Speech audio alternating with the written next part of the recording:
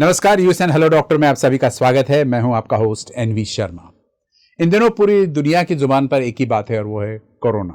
अब समझ में नहीं आता कि क्या कोरोना, लेकिन कोरोना क्या है और कोरोना से क्या क्या डेंजर्स है, हजार्ड्स है, इसके बारे में आज हम चर्चा करेंगे। लेकिन उससे पहले ये बता दूं कि अनेक किस्म की अफवाहें उड़ती है व्हाट्सएप नाम की यूनिवर्सिटी पर या और भी कई सारी जगहों पर, पेपर में। आप उन पर बिलीव न कीजिएगा, क्योंकि जब तक के ऑथेंटिक सोर्स यानी कि वर्ल्ड हेल्थ ऑर्गेनाइजेशन या गवर्नमेंट की कोई ऑर्गेनाइजेशन या गवर्नमेंट की कोई वेबसाइट पर ये बातें नहीं छपी हो, तो इसका मतलब है कि वो नज़रअंदाज किया जा सकता है, क्योंकि वो ऑथेंटिक नहीं है। आज हमारे स्टूडियो में डॉक्टर दिलीप डोनेकर पधारे यहाँ पर। और डॉक्टर दिलीप डोनेकर, आप जानते हैं कि डोनेकर ग्रुप ऑफ कंपनीज़ के सीईओ तो है ही, अलावा इसके एमडी है और नेचुरोपैथी में, और अलावा इसके रशियन एम्बेसी ने इनको पीएचडी की डिग्री उपाधि दी है। इसके अलावा ये रेकी के गोल्ड मेडलिस्ट भी है और कई सारे अंतर्राष्ट्रीय और राष्ट्रीय सम्मेलनों में इनका सत्कार हो चुका है। हाल ही में international excellence for health care के एक कॉन्फ्रेंस में इन्हें दिल्ली में सम्मानित किया गया था और फिल्म सेलिब्रिटी मलाइका अरोरा ने इन्हें सम्मानित किया था इस पदवी से। अलावा इसके कई सारे फिल्म सेलिब्रिटीज़ जैसे कि करीना कपूर, करिश्मा कपूर, जीनत अमान, जूही चावला और क्रिकेट सेलिब्रिटीज़ जैसे कि किरण मोरेनैन मोंगिया, इन्होंने भी इनका सत्कार अनेक राष्ट्रीय और अंतर्राष्ट्रीय सम्मेलनों में किया है। और इनके 15 कॉन्फ्रेंसेस में इनका एक प्रकार से पार्ट लिया इन्होंने, और 20 इंटरनेशनल सेमिनार्स में भी इन्होंने पार्ट लिया है। और best doctor for treatment of cancer and heart elements in by naturopathy के लिए भी ये सम्मानित हुए इन सेलिब्रिटीज़ के हाथों से। Guinness book of world records तो नहीं, लेकिन इंडिया बुक ऑफ रिकॉर्ड्स और एशिया बुक ऑफ रिकॉर्ड्स में भी इनका नाम दर्ज है। इन्होंने अब तक करीब 3000 पौधों पर, यानी हर्ब्स पर इन्होंने रिसर्च किया। और केवल ये नहीं, इनके पहले के 2 ज़माने की जो पीढ़ी है उन्होंने भी, मतलब इनके ग्रैंडफादर और इनके फादर भी इस फील्ड में काफ़ी नाम कमा चुके हैं और ये उनके कार्यक्रम को आगे बढ़ा रहे हैं। अलावा इसके इनके बहुत सारे रिसर्च पेपर्स भी हैं। मैं स्वागत करता हूं डॉक्टर दिलीप डोनेकर का। और सर, आपसे जानना चाहता हूं कि आजकल पूरी दुनिया में एक महामारी को लेकर बातें चल रही है। शायद लोग बाकी जो बीमारियां हैं उसकी कोई इज्जत नहीं रही है, इस तरह इस बीमारी ने सबको घेर रखा है। तो क्या एग्जैक्टली कोरोना क्या होता है सर? कोरोना इसके पहले भी हुआ है हमारे इंडिया में, पूरे भारतवर्ष में। लेकिन ये कोरोना 1930 में भी हुआ था। कोरोना एक कॉमन इन्फ्लुएंस है, जो वायरस होता है कॉमन कोल्ड जैसे। लेकिन अभी जो है कोरोना, इसका भी नया नाम है कोविड-19 या फिर एन कोविड। हाँ, एन कोविड। तो ये जो एन कोविड 19 में सर्च हुआ है और इसका इजाद हुआ है। लेकिन ये एक प्रकार का बना हुआ वायरस है। अच्छा। यदि ये बना हुआ वायरस नहीं रहता तो सभी कंट्री में या सभी देशों में अलग अलग इफेक्ट डाला रहता है इसने। लेकिन सभी जगह एक इफेक्ट दिख रहा। मतलब चाहे हम एक हॉट कंट्री में चले जाए, अफ्रीका जैसे, या फिर बाद में कोल्ड कंट्री में आ जाए, यूरोपियन कंट्रीज में, और इंडिया जैसे ट्रॉपिकल कंडीशन में आ जाए, तो भी आपको पता चला कि बच नहीं सकते, कोरोना इफेक्ट करेगा ही करेगा। और इफेक्ट सबको एक जैसा होगा, एक जैसा इफेक्ट है, क्योंकि ये मानव निर्मित है।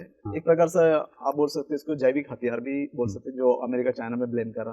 तो शायद वो सच भी हो सकता है। मेरा तो ये मानना है कि सच है, क्योंकि बना हुआ वायरस है। यदि एक नेचुरल वायरस रहता तो सब जगह अलग अलग इफेक्ट गिरा रहता है इसका और हुआ रहता, लेकिन एक ही जैसा इफेक्ट दे रहा। तो दैट मीन्स प्रूफ है कि ये बना हुआ वायरस है। अब ये जो वायरस है सभी जगह फैल रहा है, मीन्स यूएसए बोलो, इंडिया बोलो, भारत बोलो, गल्फ कंट्री, सभी जगह फैल रहा है। अभी कॉमन वायरस है, इसका जो इजाद है उन्होंने चाइना से किया है, जो ह्यूमन सिटी से वहां से जो किया। अब ये सब जगह फैला है।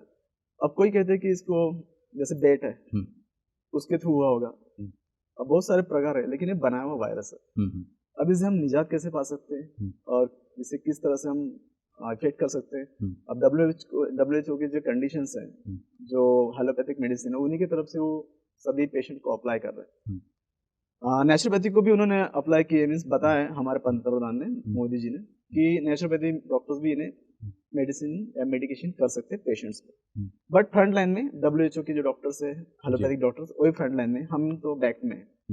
लेकिन हम लोगों ने भी कुछ ऐसे मेडिसिन इजाद किए जो कोरोना वायरस से लड़ सकते हैं और उससे बचा जा सकते हैं। सर, आप इंटरनेशनल नेचुरोपैथी ऑर्गेनाइजेशन यानी INO की आप एक क्या फाउंडर मेंबर तो नहीं बोलते, लाइफ मेंबर है आप, और अलावा इसके आयुष मेडिकल एसोसिएशन के भी आप मेंबर हो वहाँ पर, लाइफ मेंबर। तो यहाँ से किस किस्म की रिपोर्ट्स आती है नेचुरोपैथी को लेकर कि इसके लिए कोई इलाज है क्या इसका? हमें जो दिया है WHO ने, नेचुरोपैथी जो हमारा ISO, ये जो है हमारा एसोसिएशन ऑर्गेनाइजेशन, उन्होंने हमें सेकंड बैच पे रखा, मींस सेकंड इसमें कि आप दे सकते, जैसे पानी या काढ़ा वगैरह बना के दे सकते, लेकिन आप डायरेक्टली इसमें नहीं कर सकते जी। लेकिन फिर भी हमारा रिसर्च चालू है, क्योंकि ये महामारी है, इसमें तो सभी का योगदान, फिर डॉक्टर नेचुरोपैथी और हेलोपैथी को जो भी हो, कंबाइंड एफर्ट, कंबाइंड इफेक्ट्स, क्योंकि हमें तो अपने देश को बचाना है और देश के नागरिकों को बचाना है और अपने आप को भी बचाना है। तो हम अपनी तरफ से रिसर्च कर रहे हैं। ऐसा कोई कहीं बैंडिंग नहीं कि और सिर्फ WHO के प्रमाणित डॉक्टर ही इसका रिसर्च कर सकते हैं। हमारे इंडिया में बहुत अच्छे अच्छे डॉक्टर्स है, हेलोपैथिक है, नेचुरोपैथी है, आयुर्वेदिक है, तो वो भी रिसर्च कर सकते हैं।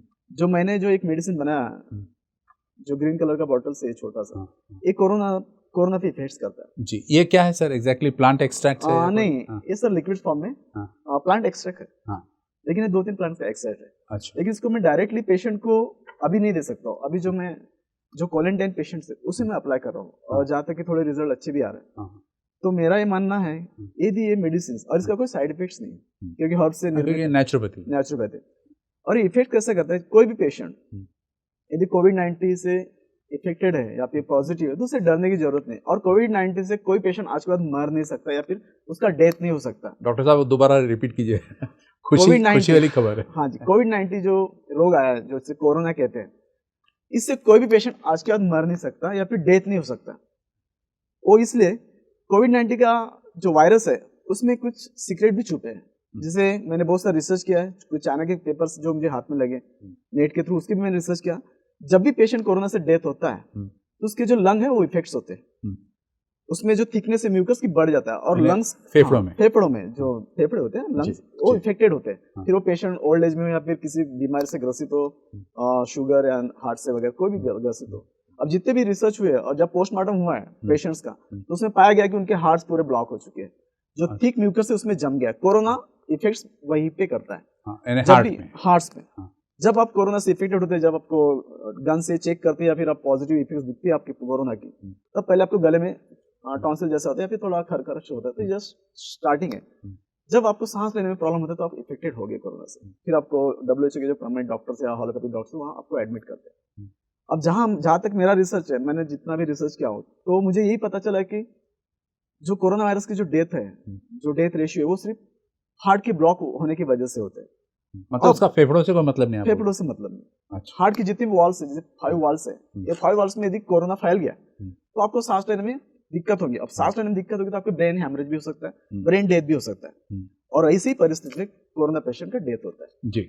यदि ये मेडिसिन या फिर मैंने बनाई हुई मेडिसिन हम पेशेंट को अप्लाई करते हैं, बट ये जो मेडिसिन से अप्लाई तभी हो सकती बिफोर वेंटिलेटर। अच्छा। यदि पेशेंट वेंटिलेटर पे नहीं गया तो ये मेडिसिन काम कर सकती है। ऐसे मैंने 2 फॉर्म में मेडिसिन बनाई, एक लिक्विड फॉर्म में और एक गैस फॉर्म में। अब पेशेंट यदि पॉजिटिव है, कोरोना से पॉजिटिव या ग्रसित है, हमें लक्षण दिख गए कि हाँ ये कोरोना से पॉजिटिव, उस पीरियड में यदि पेशेंट ये मेडिसिन लेता है लिक्विड फॉर्म में, और एक काढ़ा दिया हमने, वो यदि लेता है तो उसके लंग्स क्लियर होना चालू हो जाएंगे। अच्छा। लंग जैसे जैसे क्लियर होंगे, और जो मैंने एक काढ़ा बनाया जो इम्यूनिटी बढ़ाने के लिए, ये 2 यदि देते हैं तो पेशेंट 5-6 दिन में 8-10 दिन में पेशेंट रिकवरी हो जाएगा कोरोना से। अब यदि कोई पेशेंट ओल्ड एज है, 70 अबाउ एज है, और वो बहुत सारे बीमारी से ग्रसित है, डायबिटीज है, हार्ट प्रॉब्लम है या फिर शुगर है, और ओल्ड एज है 70-80 अबाउ, अब पेशेंट को कोरोना हो गया तो पेशेंट जल्दी प्रॉब्लम में आ जाता है। अब मतलब उसकी इम्यूनिटी खत्म हो गई, इम्यूनिटी खत्म हो जाती है, तो पेशेंट अभी प्रॉब्लम में आ गया। अब इस पेशेंट को वेंटिलेटर पे चढ़ा जाता है, बट यदि पेशेंट को वेंटिलेटर पे नहीं चढ़ाया गया और वो पेशेंट मेरे पास आता है, मेरे नजर में आता है या फिर मेरे पास आता है, तो उस पेशेंट को यही मेडिसिन में गैस फॉर्म में देके उसको नोज में जो गैस फॉर्म में लगा के दूं, तो ये पेशेंट के जो फेफड़े जो वॉल्स है वो जल्दी क्लियर हो जाएंगे और पेशेंट वेंटिलेटर पे डालने से बच जाएगा और पेशेंट नॉर्मल स्टेज पे वापस आ सकता है। और दूसरी एक बात, जैसे मैंने बताया सर को कि कोरोना से आज के बाद कोई डेथ नहीं होगा या फिर कोई मरेगा नहीं। सिंपल सी बात है, इसमें आपका इम्यूनिटी काम करता है। जब भी इतने सारे मैंने केस स्टडी किया, जब भी आदमी की मौत होती है या मर जाता है तो उसके पहले उसका जो इम्यूनिटी है पूरा वीक हो जाता है। इम्यूनिटी यदि वीक हो गया तो आदमी का शरीर सड़ना चालू हो जाता है। तो आदमी की इम्यूनिटी या पर्सन की इम्यूनिटी हम कैसे बढ़ाएं? सबसे पहले जब आदमी कोई किसी भी रोग से ग्रसित होता है, पैरालाइज हो या कोई भी चीज हो, भलाई पूरी बॉडी उसकी काम करना बंद कर दे, बट उसका ब्रेन पावरफुल होता है। दैट मीन्स ये है कि हमारा ब्रेन पावरफुल है, अब ब्रेन में हम इम्यूनिटी क्रिएट कर सकते हैं। उसके लिए मतलब ये दवाई कारगर है, उससे ये भी दवाई कारगर है, लेकिन कुछ टिप्स जो मैं बता रहा हूँ वो आपके हाथों में। अच्छा। ये दवाई आपको बाद में मिलेंगी, जब तक आप मेरे पास आओगे तब मिलेगी दवाई, लेकिन उसके पहले यदि नहीं आते और आपको कैसा बचा जाए, जैसे मैंने अभी कहा था कि कोई भी पेशेंट आज के बाद कोरोना से नहीं मरेगा या फिर डेथ नहीं होगी, तो वो आप ही के हाथ में। आप अपनी इम्यूनिटी को इतना पावरफुल बनाओ कि कोरोना जैसी महामारी आपको छुए नहीं। जब भी आपको किसी रोग से ग्रसित होते हैं तो आप अपना जो एम है या फिर जो अपनी सोच है वो बड़ा रखो। इस रोग में वही लोग मरते हैं जिसकी सोच छोटी है, जिसके सपने छोटे हैं, जिसको जीवन में जीने की इच्छा ना हो, वही पेशेंट कोरोना से जल्दी मरते हैं या फिर जल्दी डेथ होती है। यदि आपके एम्स या फिर आपके गोल्स या फिर आपके सपने या ख्वाब यदि बड़े हैं और आपको जीने की तमन्ना है, तो आपका खुद ही बॉडी जो इम्यूनिटी है खुद ही क्रिएट करती है हमारे बॉडी में, क्योंकि आपके सारे ऑर्गन्स भी फेल हो गए तो भी आपका ब्रेन चलता है। तो ब्रेन चलता है इन द सेंस ब्रेन जीवित है और वो आपकी इम्यूनिटी बढ़ा सकता है। लेकिन आपको ये करना है कि आपको खुद इतना अपने आप को पॉजिटिव रखना है कि कितनी बड़ी महाभयंकर बीमारी हो या कोरोना हो तो भी आप बच सकते हैं, लेकिन अपना इम्यूनिटी जो है बढ़ा के रखो। जिस दिन आपने मन से या दिमाग से हार गए कि हाँ अब तो कुछ हो नहीं सकता, इतने बड़े एलोपैथिक डॉक्टर ने हाथ ऊपर कर दिया, तो फिर उस स्थिति में कोई नहीं बचा सकता, इवन मैं भी नहीं बचा सकता। लेकिन यदि आप मेंटली स्ट्रांग है और आपके बड़े ख्वाब है तो आपको जो कोरोना जैसी महामारी आपको छू भी नहीं सकती और आप इससे बच के निकल सकते हैं। तो ये आपके हाथ में, इसलिए मैंने बोला आज की कोरोना से कोई भी डेथ हमारे भारतवर्ष में या फिर नागपुर या महाराष्ट्र में नहीं हो सकती।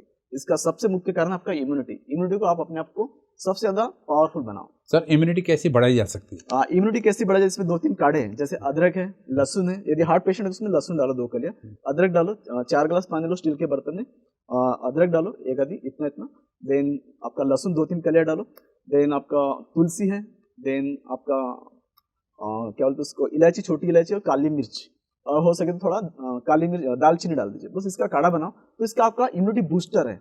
यदि इम्यूनिटी बूस्टर आप खुद अपने घर में बनाते हैं और काढ़ा सुबह दोपहर शाम सेवन करते हैं 1-1 कप, और थोड़ा कोमट लीजिए, ज्यादा ठंडा मत होने दीजिए, थोड़ा कोमट फॉर्म में लीजिए, ताकि आपका जो गले में भी यदि कोरोना थोड़ा सा आपका लगता है कि थोड़ा कर्कश लग रहा है तो गले से जो कोरोना बाहर निकल जाएगा, जो कोरोना के जो विषाणु है डेथ होना चालू हो जाएगा, धीरे धीरे बाहर निकल जाएंगे। और यदि आप इसका सेवन करते हैं हार्डली 10-15 दिन तो कोरोना से बच सकते हैं। फिर भी यदि आपको लगता है तो आप कोरोना सेंटर में जाके जांच करवा सकते हैं या फिर आप एलोपैथिक ट्रीटमेंट ले सकते हैं, या नेचुरोपैथी के लिए आपके पास, या फिर नेचुरोपैथी का ट्रीटमेंट भी ले सकते हैं। लेकिन अभी फिलहाल हमें जो हमारे जो गाइडलाइन है हमारा उसको ISO का, हाँ WHO का, वो WHO का जो गाइडलाइन है वो सिर्फ एलोपैथिक को दिया है फिलहाल, हमें फ्रंट लाइन में नहीं दिए, सेकंड लाइन में दिए, लेकिन हम ट्रीटमेंट कर सकते हैं इस तरह से, और इस तरह से आप कोरोना से बच सकते हैं। जी सर आपने कोविड-19 के बारे में बता दिया और बड़ा सुंदर बताया आपने कि नेचुरोपैथी से कैसे उसको इम्यूनिटी बढ़ाई जा सकती है। लेकिन एक सवाल आता है कि कोरोना के टाइप्स भी है सर। हाँ। और इससे पहले हमने सुना था कि 2003 में सार्स मतलब सीवियर एक्यूट रेस्पिरेटरी सिंड्रोम, या फिर बाद में 10 साल बाद यानी 2012 में फिर MERS middle east respiratory syndrome, ये दोनों भी काफ़ी फैल गई थी और लेकिन उसको कंटेन कर दिया, उसको रोका गया। तो कोविड-19 क्योंकि हम जानते हैं कि अभी तक कोई वैक्सीन नहीं है या उसके लिए कोई कारगर दवाई अभी तक किसी ने इसको डिस्कवर इन्वेंट नहीं किया इस वजह से, तो ये टाइप्स में क्या फ़र्क है? ये सारे कोविड एक जैसे ही? नहीं, अभी जो ये कोविड्स बना है, जो कोरोना, ये बनाया हुआ है, मानव निर्मित है, ये नेचुरल नहीं, मानव निर्मित है। तो इसमें बहुत सारे जो कोरोना के 7 टाइप्स होते हैं, लेकिन इसमें जो डेंजर जोन की जो कोरोना है उसमें है 229E, फिर बाद में OC43, बाद में ENL63 और बाद में HUK1। ये जो कोरोना के वायरस है ये काफी डेंजरस है, जो बनाए हुए मींस क्रिएट किए हुए। इसके पहले जो कोरोना थी उसमें ये सब इफेक्ट नहीं थे, इसलिए ये कोरोना वायरस हर सिटी हर कंट्री में अलग अलग इफेक्ट नहीं देता, सेम इफेक्ट अलग अलग इफेक्ट देता है। अगर वो नेचुरल वायरस होता तो शायद हो सकता है जो ठंडी प्रदेश में शायद कुछ उसका अलग इफेक्ट होता या गर्म प्रदेशों में उसका कुछ अलग इफेक्ट होता, लेकिन आप कहते हैं क्योंकि ये एक सिंथेटिक है, मानव निर्मित है, आर्टिफिशियल डिसीज है, ये बनाया हुआ डिसीज, किसी को इस वजह से सब पे एक जैसा काम एक जैसा इफेक्ट। जी एक और इम्पोर्टेंट सवाल आता सर, और वो ये है कि पहले जैसे शुरू में कोविड-19 2019 में जब इसका ये हुआ दिसंबर में पता चला, और तब से अब तक कुछ बातें चली आ रही थी कि ये जो कोविड-19 है ये केवल 10 साल के नीचे के बच्चों को या ओल्ड पीपल मतलब 60-70 के ऊपर के, तो और बीच की जो युवा पीढ़ी है वो लोग सुरक्षित है, तो इसके बारे में आपका क्या कहना है? अभी कोरोना वायरस जिस तरह से फैल रहा है, इसमें ऐसा कुछ सिम्टम्स नहीं बता सकते कि आपको गले में खराश है या फिर आपको ठंडी बुखार है तो आपको कोरोना है। अभी जो कोरोना है उसने और भी थोड़ा रूप धारण किया है, वो किसी को भी कभी भी हो सकता है कोरोना, और सिम्टम्स ना भी देखे तो भी आपको कोरोना हो सकता है। आप यदि जांच करें पैथोलॉजिकल रिपोर्ट्स जो गवर्नमेंट अप्रूव्ड है तो वहाँ पे यदि कोरोना आपको दिखता है तो दैट मीन आपको कोरोना हो चुका है। अब कोरोना से इफेक्ट्स यदि बचना है तो आपको एलोपैथिक मेडिसिन लेना पड़ेगा गवर्नमेंट के रूल्स के अनुसार, WHO के रूल्स के अनुसार। बट यदि आप नेचुरोपैथी वे पे जाते हैं तो फिर हमारे तरफ इस तरह से मेडिसिन बनाए, आप अपने घर में भी इसका ट्रीटमेंट कर सकते हैं या फिर मेरे सेंटर में भी आ सकते हैं, बट रिपोर्ट्स लेके और अप्रूव होके तो ही मैं उसे ट्रीटमेंट कर सकता हूँ, क्योंकि जो मैंने मेडिसिन बनाया जो अभी जस्ट रिसर्च किया हूँ, इसके लाइसेंसिंग वगैरह बाकी अभी जब जैसे लॉकडाउन वगैरह खुलता है तो इसके गवर्नमेंट लाइसेंस वगैरह अप्रूव करके फिर हम इसे लॉन्च कर सकते हैं। लेकिन फिलहाल हम पर्सनल लेवल पे यदि पेशेंट चाहता है तो हम दे सकते हैं, अदरवाइज आप एलोपैथिक ट्रीटमेंट ले सकते हैं। लेकिन जो मैंने बताया कि मतलब इम्पोर्टेंटली कि WHO के गाइडलाइंस को फॉलो करें, क्योंकि इसके साइड इफेक्ट्स नहीं होते हैं। साइड इफेक्ट नहीं, और आयुष का है। हाँ, तो आयुष के वैसे भी जो प्रोडक्ट्स होते हैं इतने ज्यादा हार्मफुल नहीं होते जी, काफी मींस नेचुरल होते हैं। जी। मैंने बात की थी सर सार्स के बारे में, MERS के बारे में बात की थी, अभी कोविड के बारे में बात कर रहा हूँ मैं। तो इसमें ये जो महामारी फैली है ये कितना डेंजरस हो जाता है, आम आदमी ने इसके बारे में कितनी चिंता करनी चाहिए? हाँ, हमारे भारतवर्ष में थोड़ा सा इन्हें सीरियसली नहीं ले रहे हैं लोग, अभी भी पैदल घूम रहे हैं या बाइक से घूम रहे हैं ट्रिपल सीट ऐसे, तो ये गलत है। तो लोगों को इसका अवेयरनेस होना चाहिए। मींस इतना सिंपल बीमारी भी नहीं है जितना आप इसे लाइटली ले रहे हैं। जैसे आप जानते हैं यूएसए, अमेरिका, कनाडा, पूरा यूरोप कंट्री खाली हो चुका है कोरोना वायरस से। ये हमारा खुशनसीब है कि हमें अच्छा प्रधानमंत्री मिले जो जिन्होंने बहुत जल्दी एक्शन लेके कोविड-19 को कंट्रोल में रखा है। इतने 21 दिन में कोरोना के देखो यूएस में केसेस तो काफी बढ़ चुके हैं और हम इटली में 1000 में ही है। तो ये हमारा सौभाग्य कि हमें अच्छे प्रधानमंत्री मिले और उन्होंने काफी जल्दी एक्शन लिया। तो इस तरह से यदि हम नेचुरोपैथी में ट्रीटमेंट करते हैं तो कोरोना से हम बच सकते हैं। लेकिन कोरोना को आप इतना सीरियस लाइटली भी मतलब कि इतना कोई हल्का फुल्का रोग भी नहीं कि आप इसे लाइटली लेते हैं। जो गवर्नमेंट ने जो गाइडलाइन दी, आप घर में रहो, स्टे होम, स्टे सेफ, तो घर में रहो। अभी ये जो लड़ाई हम घर में बैठ के जीत सकते हैं, क्योंकि इसकी चेन तोड़ना बहुत जरूरी है। जितनी जल्दी इसकी चेन टूटेगी उतने जल्दी हम फ्री हो सकेंगे। तो कोरोना के बारे में जो बताया गया गवर्नमेंट की गाइडलाइन से फॉलो कीजिए और स्टे होम, घर में रहिए। जी सर, आपसे एक पूछना चाहता हूँ क्योंकि पूरी दुनिया में ऐसे 3 जोन्स बनाए गए, ग्रीन जोन, ऑरेंज जोन और रेड जोन। रेड जोन यानी डेंजरस है, वो ऑरेंज जोन यानी चांसेस है रिकवरी होने के, ग्रीन यानी एकदम सेफ है। तो इन जोन्स में बांटने से पहले उन पेशेंट्स को किस एंगल से एनालाइज किया जाता है कि भाई ये ग्रीन जोन वाला ये है? ग्रीन जोन तो समझ में आती है। ये जो गवर्नमेंट की रूल्स लाइंस है या गाइडलाइंस है, उन्होंने कैसे किया, जो 10th यदि पेशेंट है तो वो क्या आपका येलो जोन, ऑरेंज जोन में, और 10 के अबव है 30, 40, 50 तो ये आगे डेंजर जोन में। और जिसमें कोई भी पेशेंट नहीं, 0, दैट इज ग्रीन जोन। जैसे चंद्रपुर, भंडारा हमारे महाराष्ट्र की ग्रीन जोन में, वर्धा वगैरह ग्रीन जोन में, इनमें कोरोना के पेशेंट नहीं। लेकिन कोरोना के पेशेंट नहीं है इसका मतलब ये नहीं कि हो नहीं सकता, चांसेस है, लेकिन आप फिर भी थोड़ा सेफ रहिए। और जो भी अननोन पर्सन आता है उन्हें थोड़ा सा देख के उनको चेक करके उनसे एंट्री कीजिए और सब पूछ लीजिए उनका डिटेल्स वगैरह, कहीं बाहर से फॉरेन कंट्री से पूछ उनका हिस्ट्री, ट्रैवल हिस्ट्री। लेकिन अभी ट्रैवल हिस्ट्री भी कोई मायने नहीं रख रही कोरोना में। अभी आप किसी भी पर्सन को हो रहा है तो ट्रैवल हिस्ट्री तो मायने रखता है, लेकिन अभी फिलहाल तो नहीं रखा क्योंकि किसी भी हो रहा है। मुझे लगता है अभी स्टेज 3 में जाने के उसके लक्षण दिख रहे हैं, क्योंकि किसी को भी हो रहा है। तो थोड़ा सा बी अवेयर और कोरोना की जो गाइडलाइन है घर में रहो वो थोड़ा फॉलो। शुरू में ये भी बात सुनने में, समझने में, देखने में, पढ़ने में आया है सर कि ये जो कोरोना है ये असिम्टोमेटिक है और इसके कोई सिम्टम्स, बाहरी लक्षण दिखाई नहीं देते। पेशेंट में इन्फेक्ट हो भी गया है वो वायरस तो भी वो 14 दिन बाद ही उसके लक्षण दिखाई देते। तो अभी नेचुरोपैथी इसको किस एंगल से देखता है? ये जो एंगल से, जैसे कोविड-19 को देखने जो एलोपैथिक का जो एंगल है, जो WHO का एंगल से, उनका जो है क्वारंटाइन करो 14 डेज, उसके बाद फिर टेस्ट करते हैं। वो टेस्ट में यदि पॉजिटिव है तो और 14 डेज का, ऐसा 3 बार टेस्ट करते हैं। 3 टेस्ट में यदि नेगेटिव है तो कोरोना से बाहर होगा। लेकिन अभी जो पैथी निकली है, जैसे कोरोना का जो ब्लड, जिसे हम प्लाज्मा कहते हैं, वो भी एक अच्छी पैथी है कि जो पेशेंट रिकवरी हुआ है वही ब्लड दूसरे पेशेंट को देते हैं कोरोना पीड़ित को, तो वो जल्दी रिकवर हो सकता है। ये भी अच्छा है, लेकिन जब भी आप ब्लड चढ़ा दो तो थोड़ा सा चेक करके लीजिए, क्योंकि इसमें इन्फेक्शन होने के भी चांसेस है। लेकिन जो प्लाज्मा थेरेपी वो बहुत अच्छी थेरेपी, इससे हम पेशेंट को बचा सकते हैं। उन्हीं के प्लाज्मा देके दूसरे पेशेंट, मतलब कैसे लोहा लोहे को काटता है, लोहा लोहे को काटता है, उसी प्रिंसिपल्स पर है।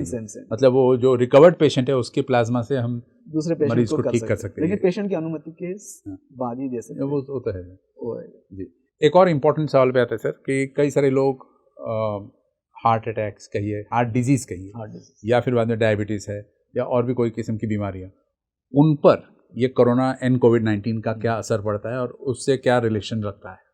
ये जो पेशेंट्स है, जो सिक पेशेंट्स है, जैसे हार्ट डिसीज या फिर और भी कुछ प्रॉब्लम्स है, किडनी पेशेंट्स है या फिर heart failure patient, heart failure तो नहीं मान सकते, बाकी जो पेशेंट है सिक पेशेंट, इन्हें कोरोना के चांसेस ज्यादा है।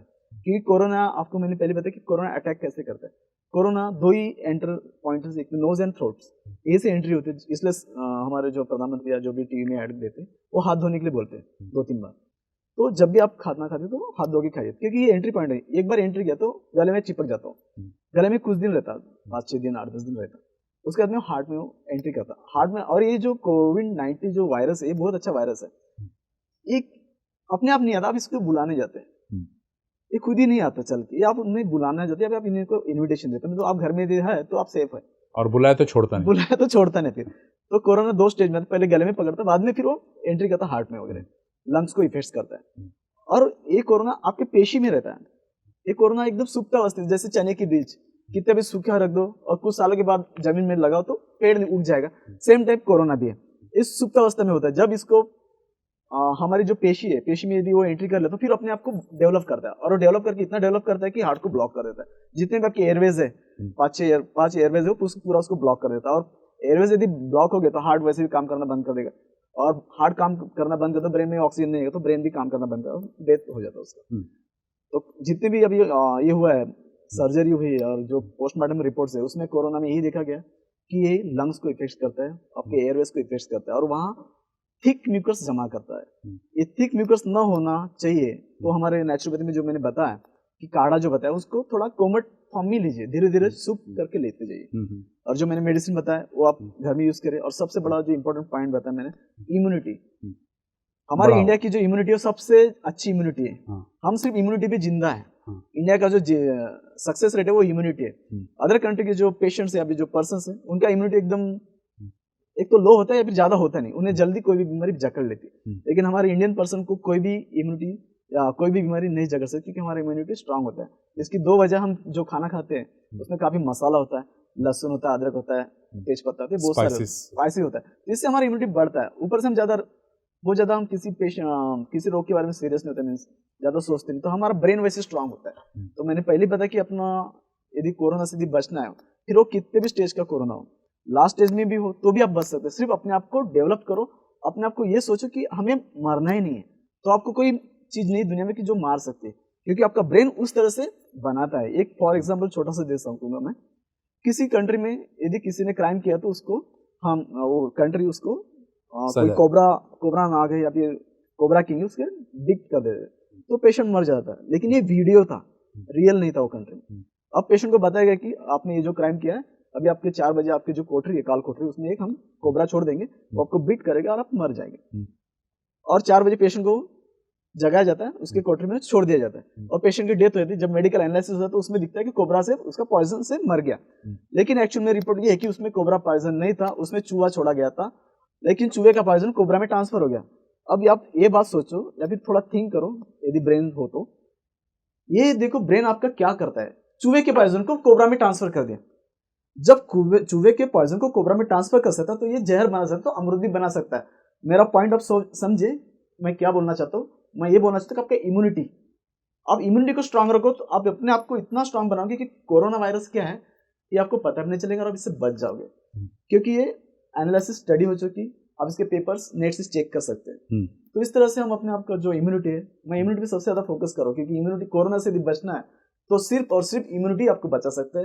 दूसरी और कोई मेडिसिन जल्दी नहीं बचा पाएंगे जितना आपका इम्यूनिटी बचा पाएगा। तो कोरोना से लड़ने का सबसे बड़ा एकमात्र जो आपके पास हथियार है वो है इम्यूनिटी। मतलब अपने विल पावर को स्ट्रॉन्ग कीजिएगा और इम्यूनिटी बढ़ाइएगा। जैसे इन्होंने कहा नेचुरोपैथी के कुछ नेचुरल थिंग्स है, जैसे लहसुन, अदरक वगैरह जो आपने बताया, दालचीनी वगैरह। एक और सवाल ये आता है सर कि कोई भी डिजीज हो तो उसको प्रिवेंट भी किया जा सकता है।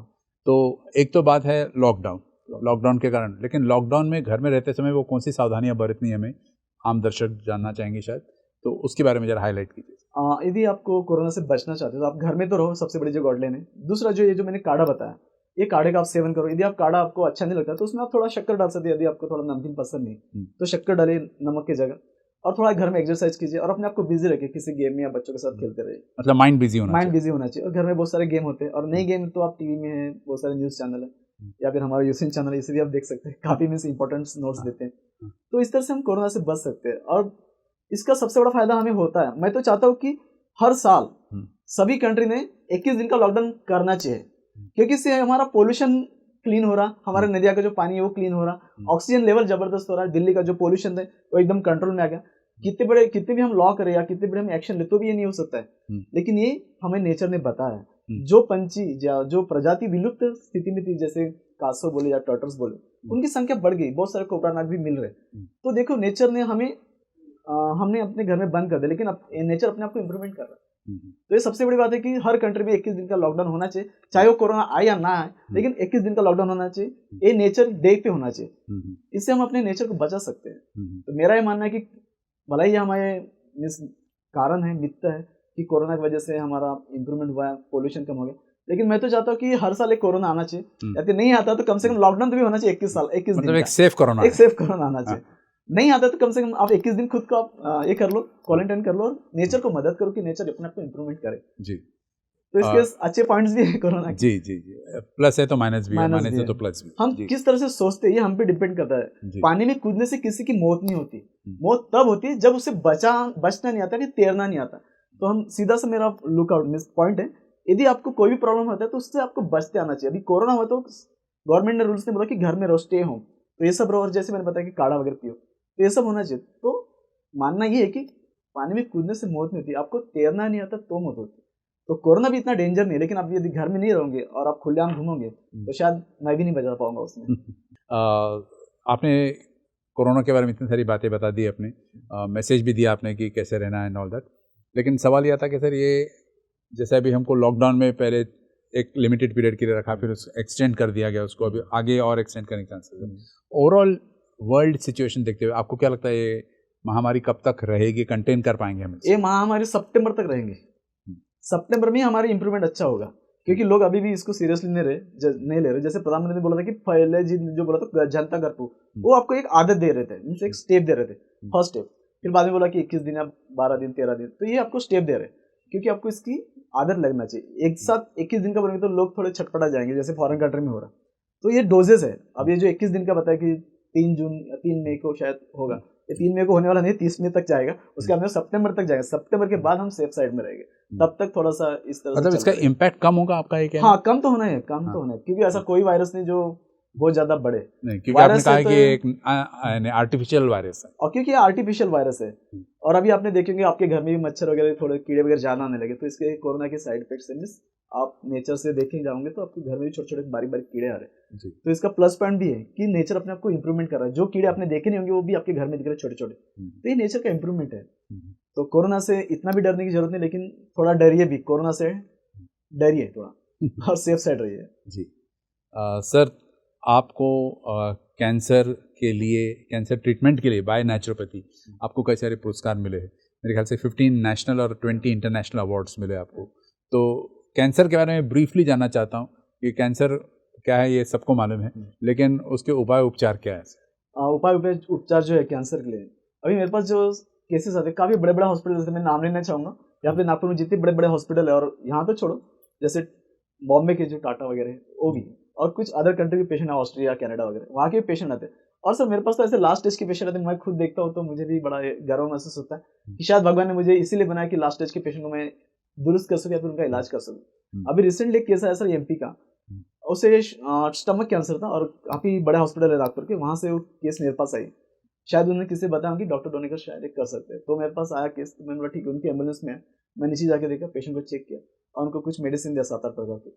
आज वो पेशेंट अच्छा है, घर में है, लेडी जो है चलती फिरती, जो एम्बुलेंस में एकदम, मतलब वो 4th स्टेज पार करने, तो नेचुरली बहुत सारी बीमारी को ट्रीट किया जाता है। बेसिकली मैं कैंसर पे सबसे ज्यादा फोकस करता हूँ, और मेरा ये मानना है कि कोई भी ऐसी बीमारी हो और कितनी बड़ी बीमारी हो, उसका ट्रीटमेंट है, लेकिन आप सही डॉक्टर के पास जाना चाहिए। मैं ये नहीं चाहता कि मेरे पास आ, लेकिन आ सकते हैं, क्योंकि मैं जो ट्रीटमेंट करता हूँ नेचुरल वे से ट्रीटमेंट करता हूँ, और जड़ों पे ट्रीटमेंट करता हूँ। उसका जड़ होना चाहिए, उसके कारण क्या है, उसके रीजन क्या है, वो रीजन यदि बाहर हो गए तो कैंसर भी ऐसी कोई बड़ी चीज नहीं, कैंसर से आप बच सकते हैं। और मेरे पास तो सब लास्ट स्टेज के पेशेंट आते हैं, और यदि फर्स्ट स्टेज में पेशेंट आए तो मैं बहुत जल्दी उसको रिकवर करता हूँ 2 या 3 महीने, लेकिन लास्ट स्टेज का पेशेंट आए तो 4-5 महीने टाइम ज़्यादा लगता है, लेकिन पेशेंट तब भी ठीक होता है। आपने एक पेशेंट को क्योर किया था, एक 80 साल के ऊपर की लेडी थी, उसको आपने ठीक किया, और पेपरों में, टेलीविजन पे, हर जगह इसकी चर्चा रही है। तो वो नेचुरोपैथी के जरिए ही हुआ या आपने उसमें क्योंकि मेरा जो डिग्री है नेचुरोपैथी में, तो मैं दूसरा क्यों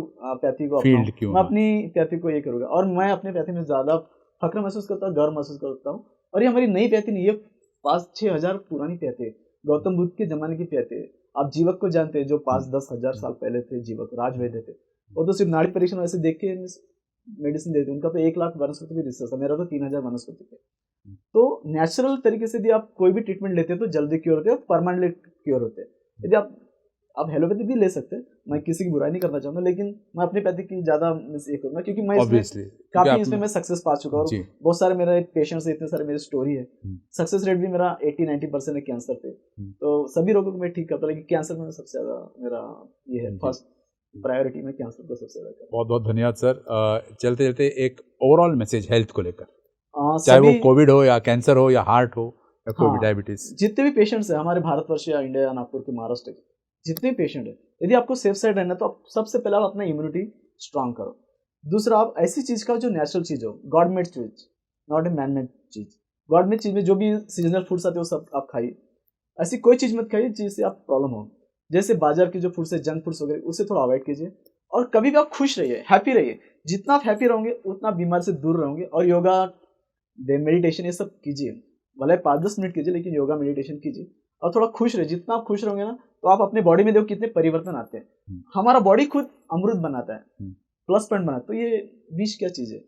जैसे आप कहते हैं कि हाँ ये फलाना रोग है, तो सबसे पहले आपके दिमाग में जो रोग की उत्पत्ति है, दिमाग को क्लीन कीजिए। जहाँ आपको नेगेटिव थॉट्स आते हैं वहाँ पे पॉजिटिव थॉट्स डाले, तो आपका ब्रेन भी खुद अच्छा सोचना चालू करेगा। और सराउंडिंग अपना चेंज कीजिए। जो आपके साथ जो लोग रहते हैं, यदि नेगेटिव लोग रहते हैं, उस ब्रैकेट को तोड़िए और पॉजिटिव लोगों के साथ रहिए। जो आपके बारे में अच्छा सोचते हैं, जो आपके बारे में अच्छा बोलते हैं, उन्हीं के साथ रहिए। जो आपके बारे में गंदा बोलते हैं उसको अवॉइड कीजिए, तो आप बीमारी से दूर रह पाओगे।